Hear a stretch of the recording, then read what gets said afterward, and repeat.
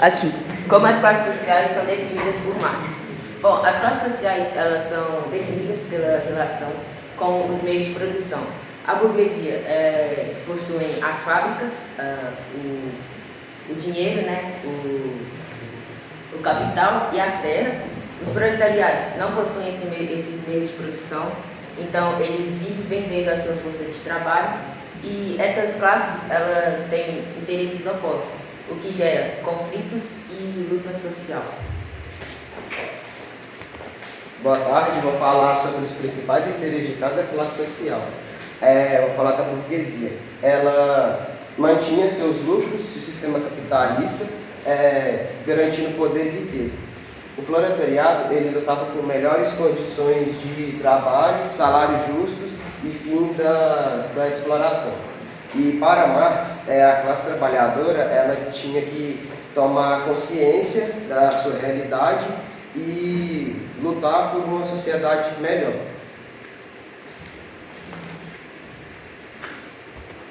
Boa tarde, eu vou falar o que são as lutas de classes e qual sua importância para a história. As lutas de classe são os conflitos entre grupos sociais com interesses diferentes. Segundo Marx, a humanidade é marcada por essas lutas.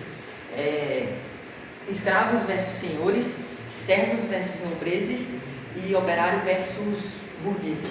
Esses conflitos são o motor da nossa história, pois causam mudanças e revoluções. A proposta de Marx para resolver os conflitos de classe.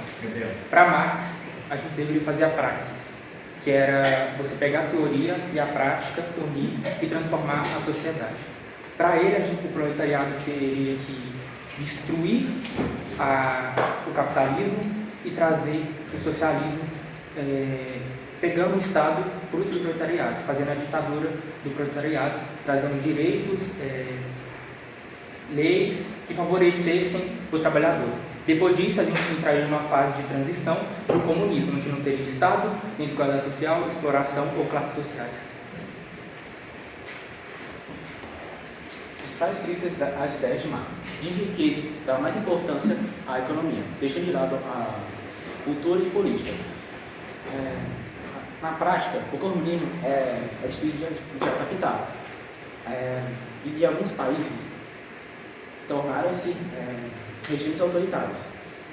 Mesmo assim, suas ideias eram muito influentes e ajuda a estender as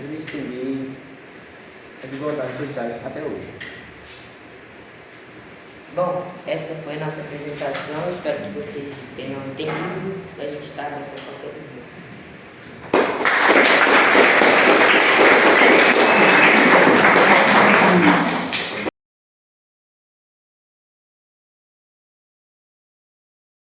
Boa tarde a todos, Bem, eu, Heitor Magalhães Marques, juntamente com Beatriz Rodrigues Matos, Gabriel Soeiro Cunha, Leonardo Henrique Cacheira, Lucas Alessandro Correia e Silva, Maria Vitória Siqueira Cavalcante Duarte e Nicolas Francisco Feliciano Nogueira. Nós iremos falar hoje sobre Max Weber. Estaremos por isso, focando principalmente em estamentos, classes sociais e a desigualdade social. Vamos começar. Introdução. Bem, Max Weber, ele nasceu na Alemanha em 1864, no dia 21 de abril, e veio a falecer dia 14 de junho de 1920. Ele era um jurista, econômico e intelectual, sociólogo. Bem, ele é um dos três principais pilares da sociologia, juntamente com Emile Durkheim, esse carinha aqui, e Karl Marx, esse outro aqui, Karl, que foi falar na última apresentação. O estudo de Max Weber focou principalmente no estudo do capitalismo, da ética protestante, de classes sociais, e também seus estudos tiveram uma grande influência na economia, E minha parte é isso. Então vamos para a próxima. Boa tarde, eu vou falar sobre poder, riqueza e prestígio. Então, na sociologia de Weber, o poder, ele basicamente se trata de dominação política e definida por partidos e grupos de poder. Inclusive, o Max Weber, ele teve uma grande influência política, ele teve uma grande relevância na época da Primeira Guerra Mundial, se não me engano. E a riqueza, que na ideia de Weber, ela é sobre a dimensão econômica, trata dos indivíduos, dos bens que essas pessoas possuem, e é definida pela classe social. O prestígio para Weber, ele é a dimensão do status social e da sua influência, e é aquele que define o grupo social, o status social desse. Bom, vou estar falando um pouquinho agora sobre as classes sociais de acordo com Marx. Bom, as classes sociais, elas vão ser definidas de acordo com a situação de trabalho dos indivíduos na sociedade. E elas são divididas em três principais elementos, que são a posse de bens, que é a riqueza e a propriedade, as oportunidades de vida e as oportunidades de renda. Portanto, para as classes sociais, elas vão refletir bastante sobre as oportunidades de renda e de vida dos indivíduos na sociedade. Então, boa tarde a todos. A minha parte falando sobre estamentos sociais e o papel do prestígio. O termo estamento social, para Weber, ele é o que descreve grupos sociais definidos pela honra e prestígio da sociedade, na qual é baseada em honra e prestígio social, que é a forma que o indivíduo ele é visto perante a sociedade que ele está vivendo naquele momento, estilo de vida, que é a forma que ele vive junto com outras pessoas e também individualmente. E também temos as restrições de convívio, coisas que não são aceitas e que são restringidas na sociedade perante ao que essa pessoa pensa e acha. A função do prestígio, ela define a ordem social e a base dos estamentos sociais, e ela funciona da seguinte forma. Primeiro, nós temos a criação da ordem social, e em segundo, nós temos a definição do estilo de vida. No caso, ela apenas define como a pessoa ela pode viver dentro da sociedade e o seu convívio com outras pessoas do seu estilo de vida. Também nós temos a fonte de monopólios e privilégios, e por último, nós temos a limitação da mobilidade social, que é um limite aonde ele pode ir com a sua vida na sociedade. É isso. Obrigado a todos. Boa tarde, eu vou falar sobre a diferença entre Karl Marx e Max Weber.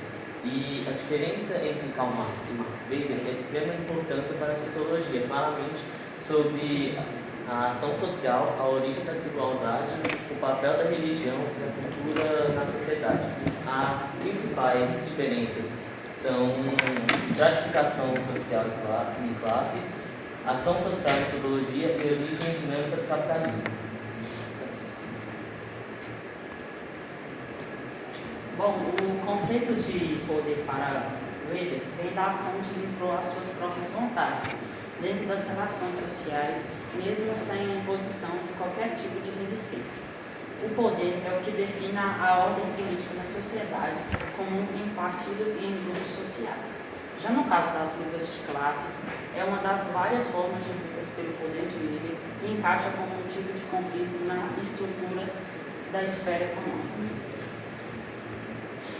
Vou falar sobre algumas críticas sobre sociologia de Weber. O Weber ele é um sociólogo fundamental, mas foi um grande alvo de críticas. Durante sua carreira, suas principais críticas foram individualismo metodológico e sociologia compreensiva, tese da ética protestante, metáfora da jaula de ferro e conceito de poder e estratificação. O legado deixado por Max Weber é uma das bases da sociologia moderna, onde foi passado que a sociedade é um complexo onde cultura, economia e política se encontram para definir posições e oportunidades de vida do ser humano.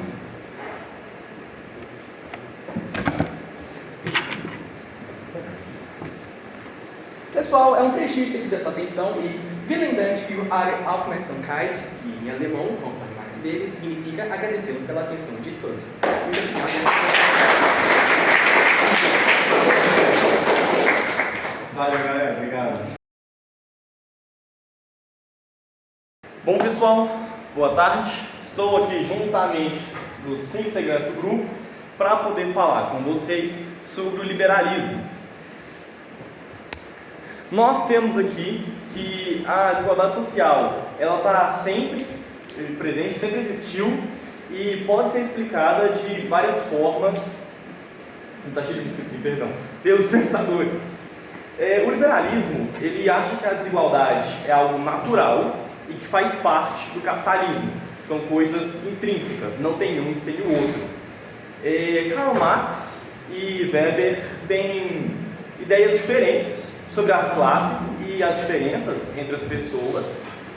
E o que eles vão falar aqui mostra o que o liberalismo pensa sobre a desigualdade social, vai falar sobre as diferenças entre o liberalismo, as visões de Marx e as visões de Weber. É Weber? Fala. E como a desigualdade social pode ter pontos positivos na visão do liberalismo. Boa tarde, eu vou falar sobre ideias liberais sobre a desigualdade. Primeiro eu vou falar sobre os pensadores liberais, que eram Adam Smith, era o John Locke e o John Mill. Eles acreditavam que a desigualdade social ele era normal na sociedade, pois cada um tinha seus principais talentos, esforços e oportunidades. Já para isso, eles acreditavam, os mais importantes, que era a liberdade individual e a desigualdade de oportunidades, para que todos tenham suas empresas e prosperem.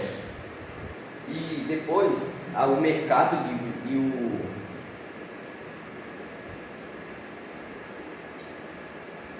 mercado livre. O mercado livre e a competição, ele era um dos meios para gerar progressos e riqueza para a sociedade, para que mesmo que nem todos fiquem ricos. E eles também, os pensadores liberais, eles acharam que o Estado deveria mexer menos nas leis, pois todos deveriam ter as leis justas e que todos ter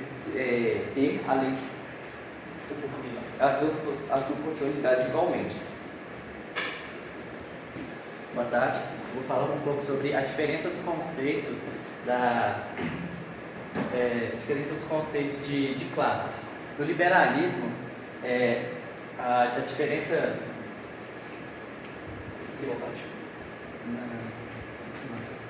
a desigualdade das classes, ela vem através da renda e profissão da pessoa. Então, se as pessoas têm as mesmas oportunidades, então a desigualdade social é justa, porque ela vem através do esforço da pessoa em meio àquelas oportunidades. Já para Weber, para Marx, a desigualdade ela vem através da submissão de uma classe por outra. Então, por exemplo, os proletariados é uma classe submissa à burguesia. E existe muito conflito entre essas classes por uma estar sempre explorando a outra. Já para Weber, a desigualdade social ela não era só econômica, mas também era social e política. Na classe econômica, renda e obtenção de propriedades. Na classe social, honra e prestígio, e na classe política é poder e inspiração. E para Weber, as classes eram bem mais complexas mas elas não se reduziam a conflitos. Oi, boa tarde, meu nome é Maurício e eu vou falar alguns pontos positivos sobre a desigualdade para o liberalismo. Bom, um dos pontos, o primeiro, é que estimula o progresso e o crescimento da sociedade. Ou seja, essa desigualdade, ela gera um incentivo para as pessoas, ela é como se fosse um motor para as pessoas produzir cada vez mais e aumentando a produção do país. Motiva as pessoas a se esforçarem mais. Como foi dito, essa desigualdade ela motiva as pessoas porque uma das motivações é que quando, por exemplo, estar contra outras pessoas, você tem que se esforçar mais para conseguir o melhor. Por exemplo, a terceira, cria competição, o que traz inovação. Quando tem mais de uma empresa, por exemplo, as empresas elas podem ter essa competição para quem vai produzir o melhor item. E isso vai trazer mais eficiência e um item melhor para o consumidor. Os que têm mais sucesso criam empregos e oportunidades para os outros. As pessoas mais bem-sucedidas e que têm mais dinheiro, esse dinheiro vai ser utilizado para criação de empresas, outras coisas que vão poder gerar novas oportunidades de emprego, por exemplo. E a última é que para o liberalismo a desigualdade é parte da meritocracia, pois se todos tiverem as mesmas chances de começar. Aqui está falando que se todo mundo tiver o mesmo começo, todo mundo tiver o mesmo ponto de partida e não tiver alguma diferença entre as pessoas, é justo ter essa desigualdade, pois só vai depender da meritocracia. Se você se esforçar mais, por exemplo, você vai conseguir um final melhor do que as pessoas que se esforçaram menos, se tiver o mesmo começo. Boa tarde, eu vou começar falando sobre os dois estados. Primeiro, o liberalismo ele começa com o Estado liberal clássico, que ele só oferecia leis e proteção, fazendo com que assim as pessoas elas busquem o seu próprio sucesso, criando assim a desigualdade social. Mas aí depois, para acabar com essa desigualdade social, foi instaurado o Estado liberal social, que além dos benefícios dos objetivos antigos, ele dá aos menos oportunados direitos. Pronto, agora que eu falei sobre essas duas, eu posso falar sobre o meu, que é críticas ao pensamento liberal. As pessoas criticam o liberalismo, primeiro, pela liberdade econômica. O liberalismo ele aumenta muito a liberdade econômica, o que acaba também aumentando a desigualdade social. O individualismo extremo, eles criticam também, porque com o individualismo extremo, as pessoas acabam não pensando muito na sociedade, em comunidade. E também a principal crítica que se tem ao liberalismo é que ele fala muito sobre a igualdade, mas ele esquece dos fatores históricos, como o racismo, o machismo. Ou seja, ele fala que todo mundo começa igual, mas com o machismo, com o racismo e com outros fatores do colonialismo, não tem como ter essa equidade. Vou dar uma breve conclusão. Os liberais acreditavam que com a desigualdade você poderia fazer.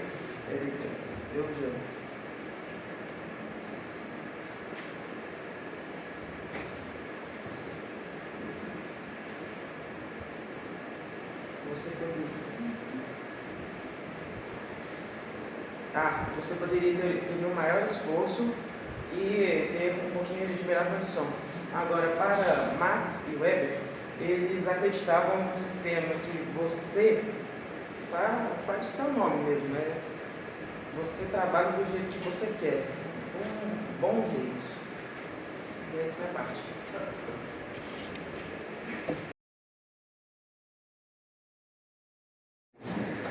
Boa tarde, pessoal.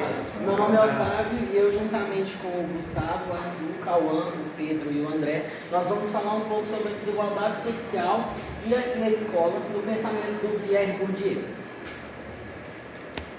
Vamos primeiro começar sobre quem foi o Pierre Bourdieu. O Pierre Bourdieu ele foi um sociólogo francês, nasceu em 1930 e morreu em 2002, e ele estudou como a sociedade mantém e reproduz as desigualdades sociais. Ele acreditava que a escola, embora ela parecesse de certa forma um ambiente neutro, muitas vezes ela ajudava a manter as diferenças entre as classes sociais, porque, de acordo com ele, ela definia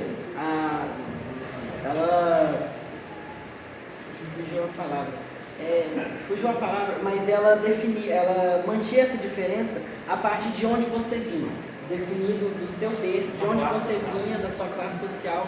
Ela ajudava, fugiu a palavra, mas se eu não me engano, o Pedro vai explicar isso direitinho, mas isso é só uma breve introdução para vocês entenderem sobre o que a gente vai estar falando.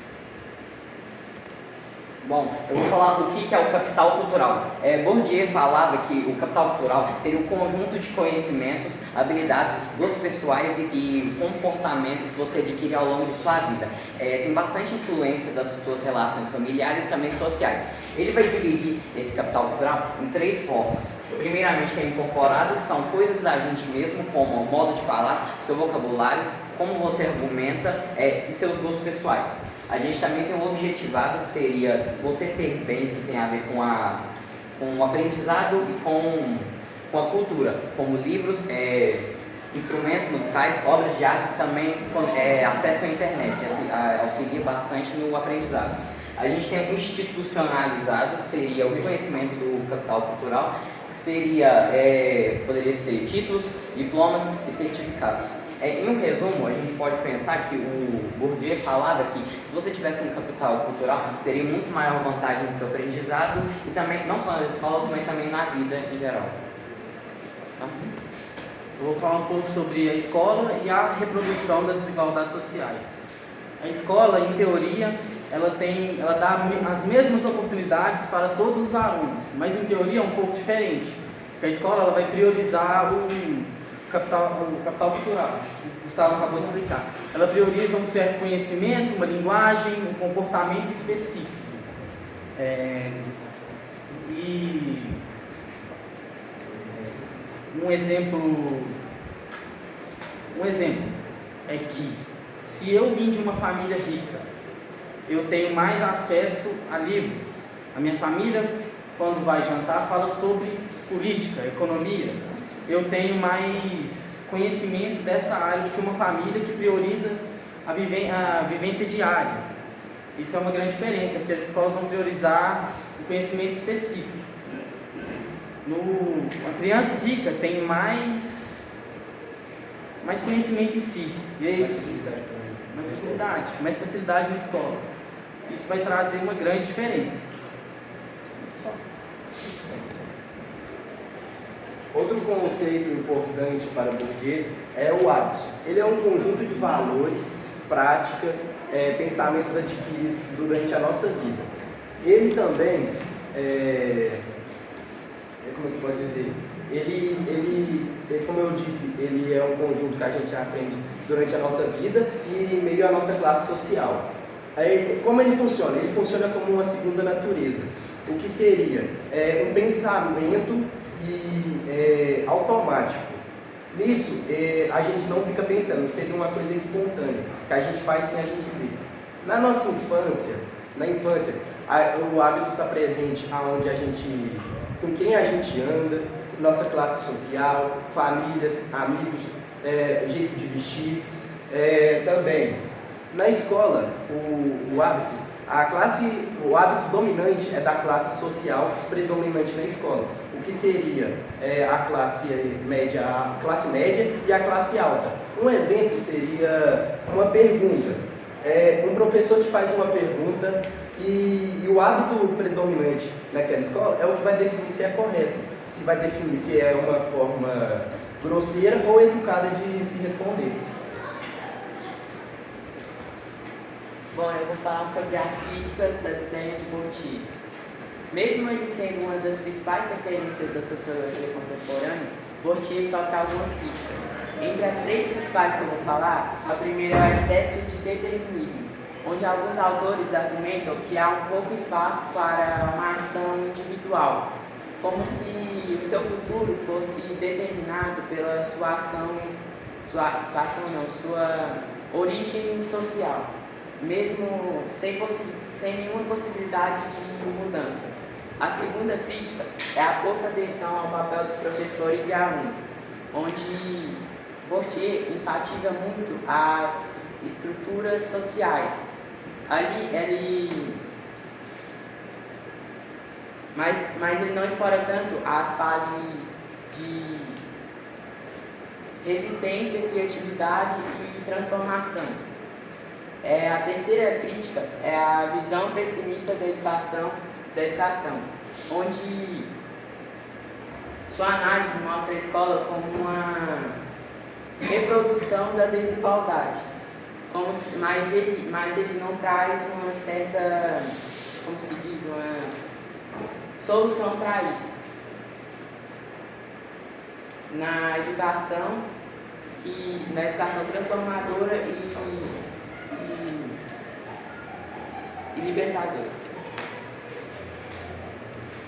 Então, basicamente, o Pierre Bourdieu, a escola é um dos principais mecanismos de diferença social, porque ela ajuda a manter essas diferenças sociais, quando valoriza o capital cultural, que é de onde vêm os alunos,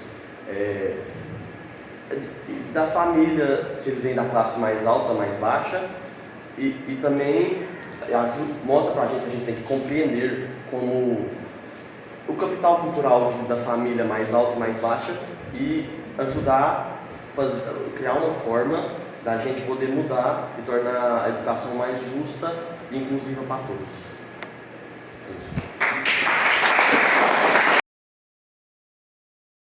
Boa tarde. Nosso trabalho análise da desigualdade social no Brasil, conforme Roberto D'Amato. A desigualdade social no Brasil, o Roberto D'Amato falava que ele não era só por causa da economia, e sim como a sociedade se reorganiza. Aqui no Brasil, muitas das vezes, as leis, regras são ignoradas por conta das relações pessoais ou favores. Isso mostra também que quem tem mais contato, quem é superior, ele tem mais vantagem. Ele falava também que a vida privada, no caso a nossa casa, nosso espaço familiar, é visto como mais privilegiado e como tem mais proteção. Enquanto a vida pública, no caso seria a rua, ela seria o lugar de igualdade e das leis. E essa parte da rua, ela é muito ignorada, ela não é vista, às vezes até desrespeitada. Isso mostra que o Brasil ele é um país muito desigual, onde poucas pessoas têm acesso ao privilégio e muitas apenas obedecem e se adaptam.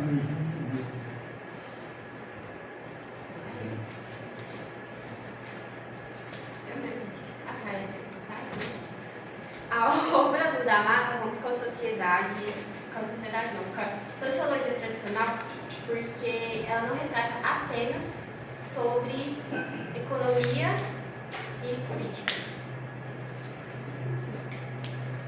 Em vez disso, ele analisa sobre os heróis populares, o carnaval e o jeitinho brasileiro de retratar o país. E essa abordagem mostra que a cultura e o comportamento cotidiano também revelam as desigualdades e os valores da sociedade.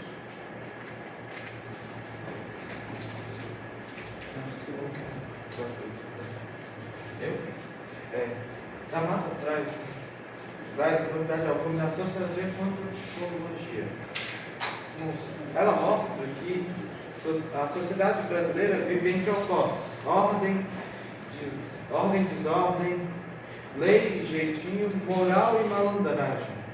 Isso revela que a sociedade brasileira é completamente contraditória, funcionando de modo diferente na teoria e na prática.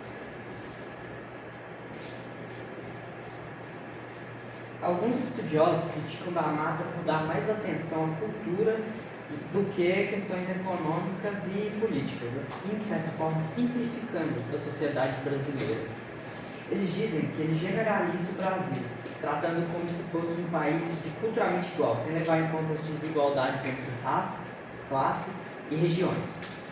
Além disso, a forma como ele valoriza o malandro é vista como uma romantização da informalidade e da exclusão social. Essas críticas sugerem análises análises mais multidimensionais da dinâmica social brasileira. Próximo slide. Para da Mata, no Brasil, a sociedade é dividida pelo jeitinho e os contatos da família que a pessoa vem também conta mais que a lei no Brasil. Já nos Estados Unidos, a lei prevalece. Ela é mais... onde as regras são mais importantes do que os contatos e a família da pessoa. Enquanto no Brasil valoriza o grupo, a família e as redes sociais, os Estados Unidos priorizam o indivíduo, seus direitos e sua autonomia.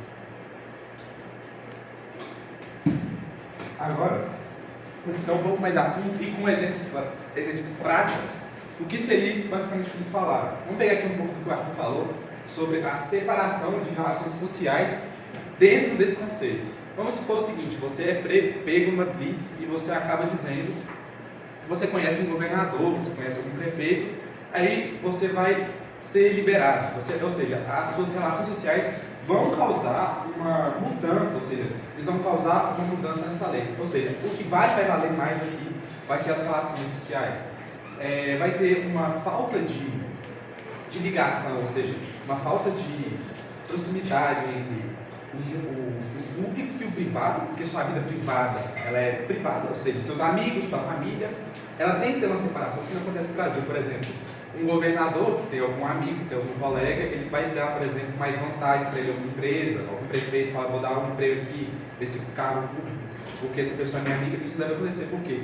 Isso vai mostrar a desigualdade, pois não é igual, vai ser algo que vai gerar para todos. Com essa desigualdade social, ela também vai ser causada por uma herança histórica. Como a gente sabe, a gente é um país escravizado e desde sempre a gente é muito submisso. Isso acaba levando ao ponto que a gente não atenta a ter um instinto mais, não posso dizer vingativo, mas posso dizer assim, mais ter uma luta maior para tentar ter esses direitos iguais. E a gente vai ter também uma hierarquia social já planejada. Isso também vai vir das próprias famílias. Isso vai pegar um pouco da parte privada. A gente, por exemplo, a gente tem na parte privada que a gente aprende, por exemplo, o pai manda e o filho obedece, a gente acaba levando isso às vezes até para a nossa vida pública. Na teoria não pode ter ligação tão direta assim com o público, né? Privado com a ligação pública assim diante, porque uma coisa é sua e a outra coisa é da sociedade em si. Conclusão. Roberto Amato explica que a desigualdade social no Brasil está ligada à cultura e às relações pessoais, não só às questões econômicas. O jeitinho brasileiro, a divisão entre a vida privada e a pública e a aceitação de uma hierarquia social fazem com que privilégios sejam mantidos e a igualdade seja dificultada. Sua obra mostra que para mudar a desigualdade no Brasil é preciso transformar também as atitudes culturais e sociais que sustentam essas diferenças. É isso.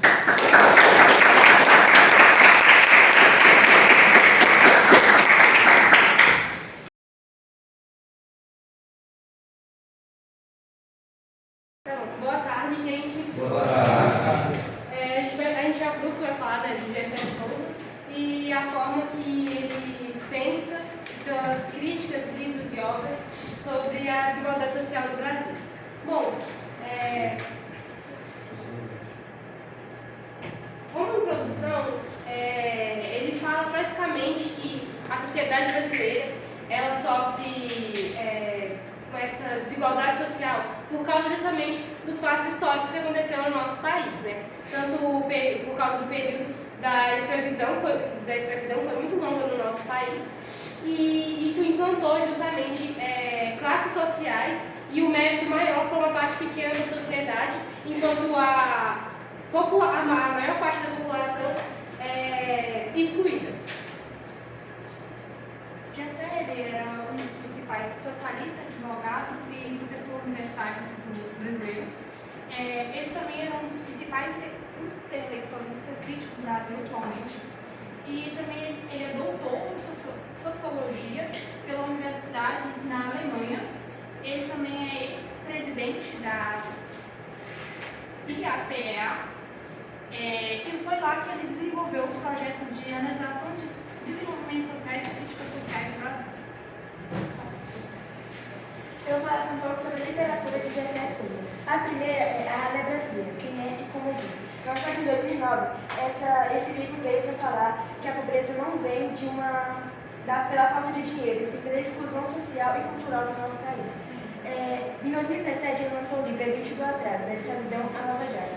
Ela veio para criticar a elite econômica do país, que é a principal responsável, uma responsável pelo atraso do nosso país e pela desigualdade social.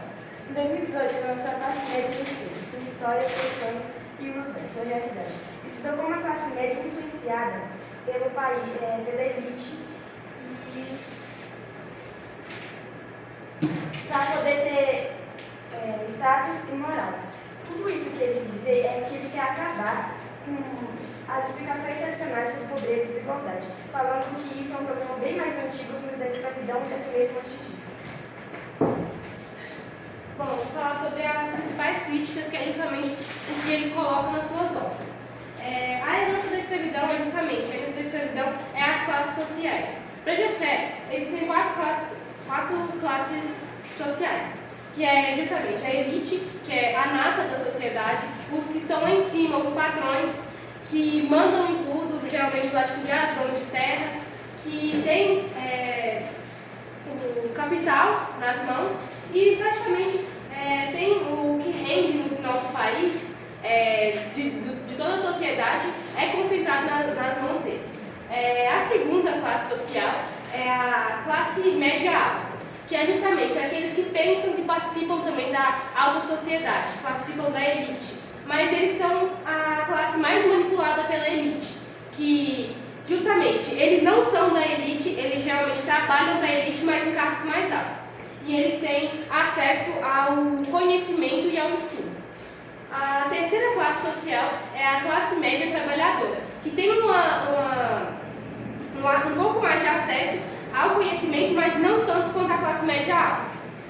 Eles também são trabalhadores, trabalham também ou para a classe média alta ou para o pessoal da elite, mas justamente eles não são lá em cima, mas estão mais próximos da ralé, que é a última classe, do que da elite. E a última classe é justamente a ralé, que é o que foi marginalizado pela sociedade, que é uma herança justamente da escravidão, que ficou implantada na nossa sociedade, porque foram as pessoas que, geralmente pessoas periféricas, a maioria negras, porque quando a escravidão foi abolida no nosso país, essas pessoas elas deixaram de ter seus empregos, porque eles falam assim, vocês não estão mais sendo escravizados, mas eles não poderiam mais trabalhar na casa dos senhores, eles também, justamente, eles não tinham acesso à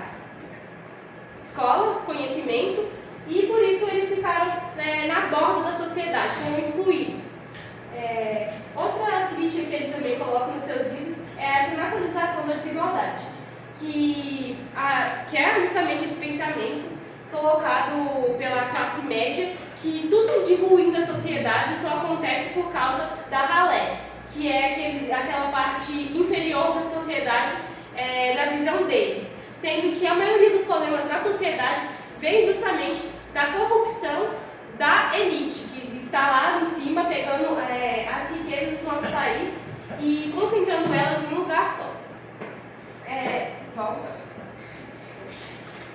A falsa meritocracia também é uma coisa que é imposta pela mídia e pelo poder social, que é aquilo que é usado para alienar a nossa sociedade.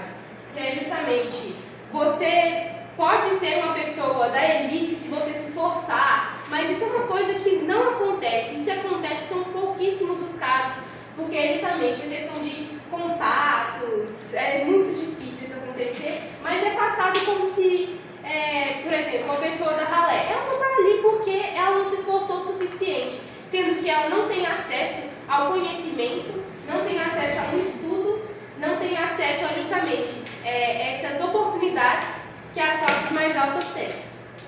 E a ideologia da dominação é justamente isso que eu te falado, a comunicação.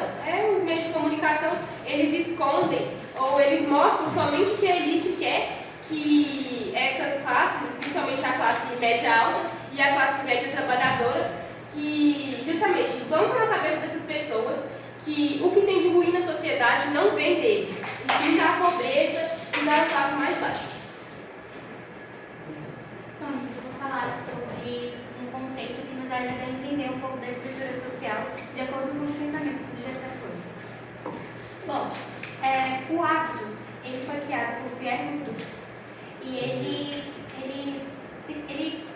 mostra um jeito sobre pensar, agir e sentir. O hábito primário, ele tem a ver com as pessoas de classes altas. Então, essas pessoas de classes altas, elas desde sempre estão destinadas a assumir algum cargo, assumir alguma coisa, ser algo. Elas são ensinadas a isso por seus pais, durante todo o seu caminho, durante toda a sua vida. E o hábito, o sentido, é um jeito de ser, é quem você vai ser, quem você vai se tornar. O hábito precário, ele se refere à ralé brasileira, assim como o Gessé, ele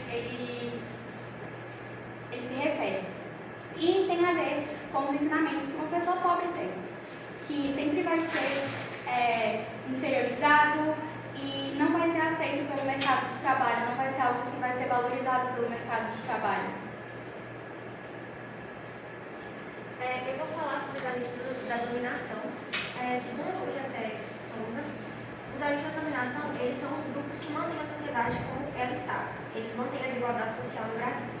A elite brasileira, que ele chama de elite do atraso, ela concentra a riqueza e o poder em um ponto específico e ela utiliza dessa riqueza, desse poder, para controlar o Estado em benefício próprio.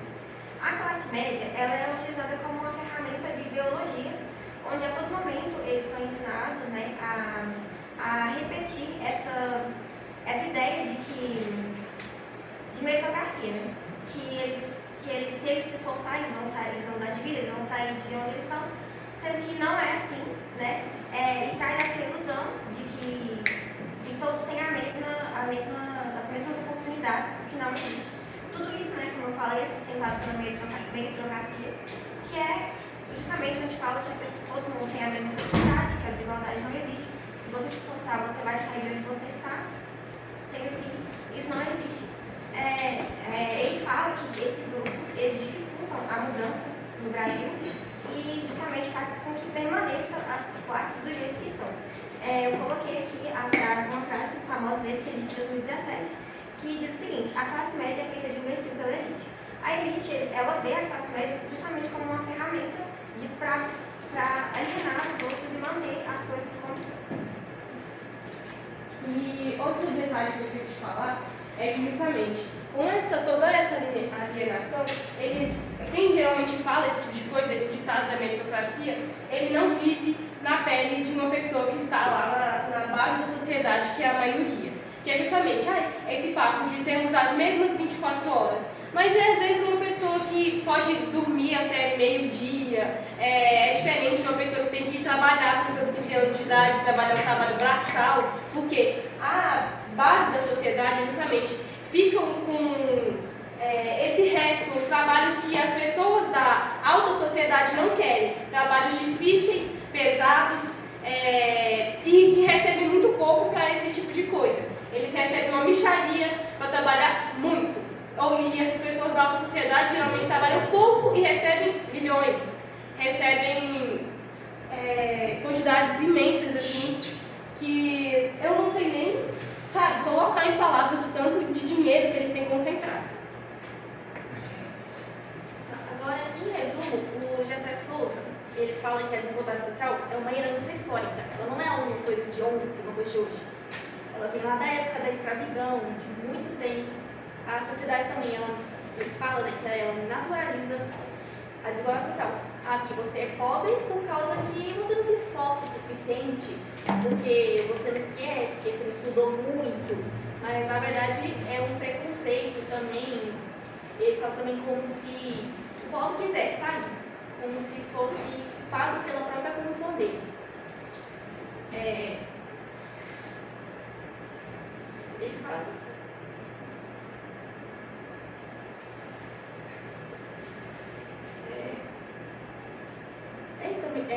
A classe elite, né, ela também não sobrevive sem a classe média, sem a classe, os pobres, porque, exatamente como a Thalita falou, como é que eles não vão querer fazer um trabalho braçal, eles não vão querer ser os proletariados que vão estar fazendo pior os trabalhos dentro do pouco.